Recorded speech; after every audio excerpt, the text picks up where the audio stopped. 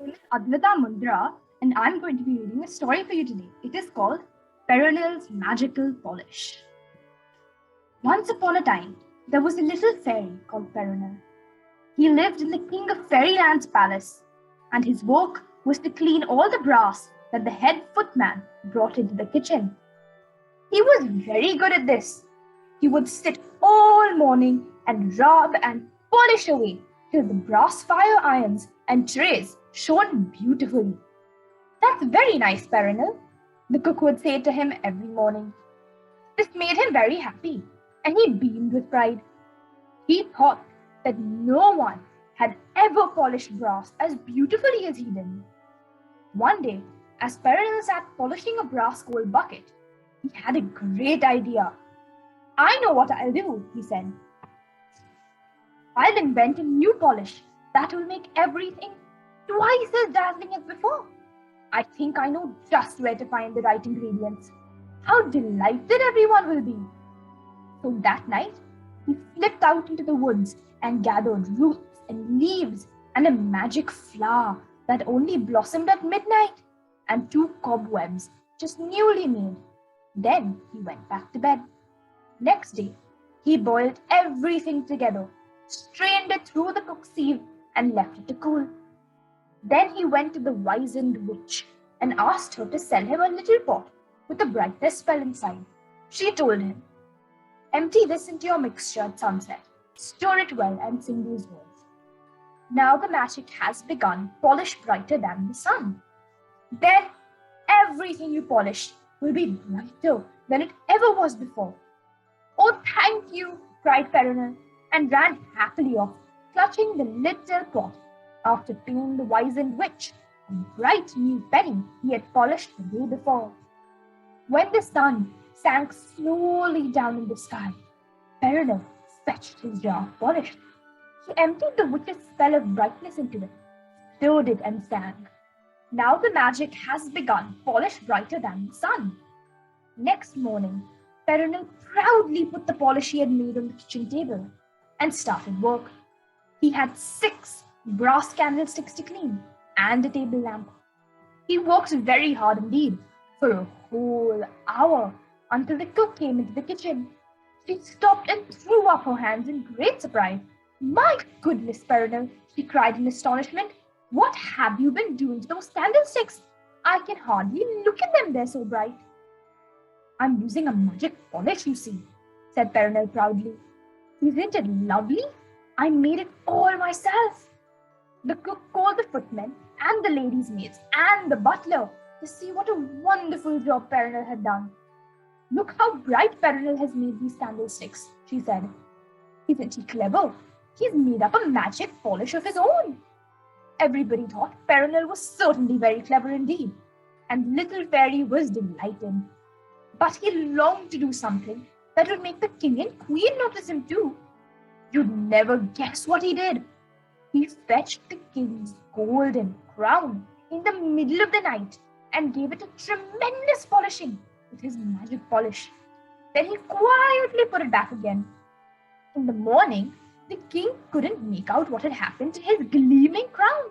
"It's so bright I can't bear to look at it," he said to the queen. "It shines like the sun." "Put it on, then your eyes won't be dazzled," said the queen, and the king took her advice. Look, this is what they looked like when they saw the beautiful gleaming crown. But Peronel's polishing had not only made the crown bright, it had made it terribly slippery too, and it wouldn't stay straight. It kept slipping, first over one ear, then over the other, and everyone in court began to giggle. The king became quite cross. "Well, I don't know who's been polishing my crown," he said, "but anyway, I wish they wouldn't. It's a silly idea." Peronel was just nearby and heard what the king said. Instead of being a sensible little fairy and deciding not to make people praise him anymore, he became quite angry. "All right," he thought, "I'll polish something else tonight. Nobody will know who's done it, and I'll have a bit of fun." So the naughty little fairy took his polish and his cloth into the king's breakfast room that night and began polishing the gold chairs with all his might. You can imagine what happened next morning. The king and queen, the princess and the prince all sat down to breakfast, but couldn't sit still. They slid and slipped and slithered about on their chairs till the footman standing behind nearly burst themselves from trying not to laugh. Look, they're all slipping so much. Look at that. When the king disappeared under the table, everybody thought it was very funny, even the queen. Dear, dear, dear, she said, laughing. I never saw you disappear so quickly before. I really think we'd better sit on some other chairs until the polish has worn off. Goodness knows who has made them so shiny and slippery. I'll soon find out, said the king crossly, looking very red in the face as he sat down on another chair. No, no, dear, said the queen. It was only an accident. Somebody's been doing his work too well. When Peronel heard what had happened, he was very pleased and chuckled loudly. He wished he had seen it all. I'd like to polish something and see what happens myself, he thought. Now what can I polish? I know. There's a dance tomorrow night in the ballroom. I'll ask if I can help to polish the floor, and then I'll hide behind the curtain and watch all the people slipping about. The naughty little fairy found it was quite easy to get permission to help.